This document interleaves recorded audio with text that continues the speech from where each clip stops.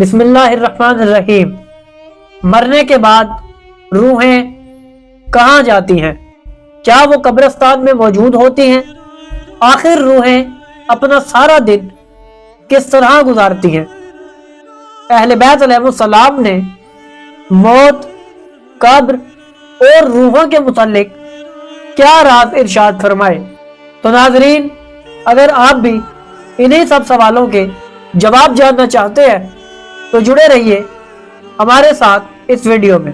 ناظرین، موت اور اس کے بعد آنے والے مراحل اہل بیت علیہ السلام نے اپنی روایات کے اندر بیان کیے ہیں۔ انسان کیسے مرتا ہے اور مرتے وقت انسان کیا محسوس کرتا ہے، ہمیں اہل بیت علیہ السلام کی روایات میں اس سب کا ذکر ملتا ہے۔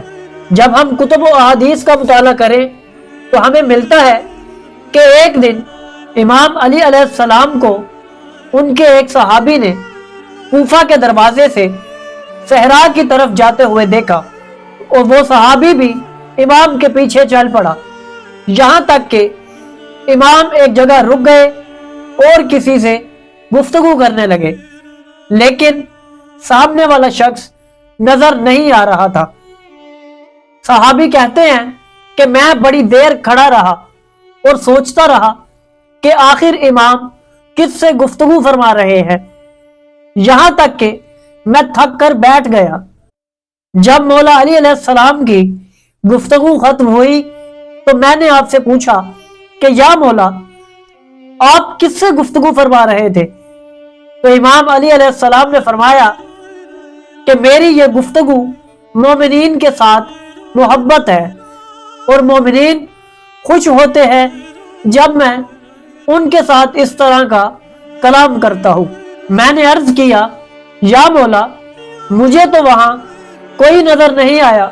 جب امام علی علیہ السلام نے میری یہ بات سنی تو آپ مسکرائے اور فرمایا، جو لوگ اس دنیا سے چلے گئے ہیں وہ یہاں موجود ہیں۔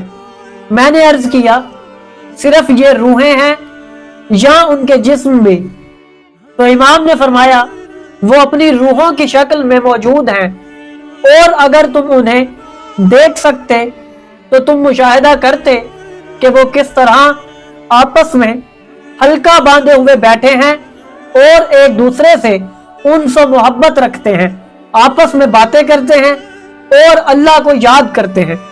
ناظرین، روایات میں آیا ہے کہ جب بھی کوئی مومن اس دنیا میں مرتا ہے تو چاہے وہ مشرق میں وفات پائے یا مغرب میں، اللہ تعالیٰ اس کی روح کو ایک ایسی جگہ جمع کرتا ہے جو خاص اسی مقصد کے لیے بنائی گئی ہے۔ جی ہاں ناظرین، وہ وادی السلام ہے جو نجف اشرف میں موجود ہے۔ یہ دنیا کا بہت بڑا قبرستان ہے۔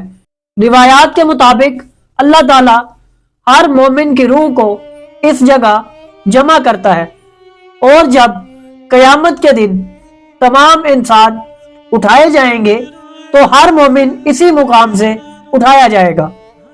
ناظرین، اس کے برعکس اللہ نے ایک اور جگہ خلق فرمائی ہے جس کا نام وادی برہوت ہے۔ یہ ایسا کنواں ہے جسے اہل بیت علیہ السلام نے جہنم کی وادی کہا ہے۔ وادی برہوت یمن کے ایک علاقے میں موجود ہے۔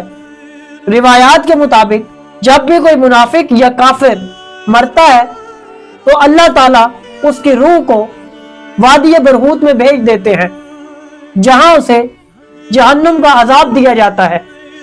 مرنے کے بعد روحیں ایک ایسے مقام پہ چلی جاتی ہیں جسے عالم برزخ کہا جاتا ہے۔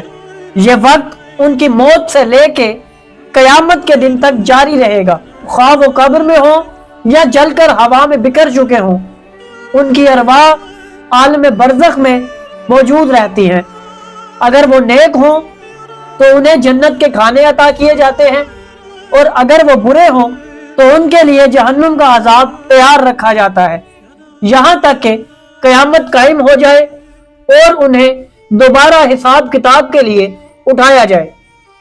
امام علی علیہ السلام نے فرمایا کہ روحیں قبر پر آنے والے انسان کو پہچانتی ہیں، جب کوئی انسان ان سے ملنے ان کی قبر پر آتا ہے تو وہ اسے دیکھ کے خوش ہوتی ہیں، اور جب تک وہ کھڑا رہتا ہے تو وہ روحیں اس سے مانوس ہو جاتی ہیں، لیکن جیسے ہی وہ انسان جانے لگتا ہے تو روحیں پریشان ہو جاتی ہیں۔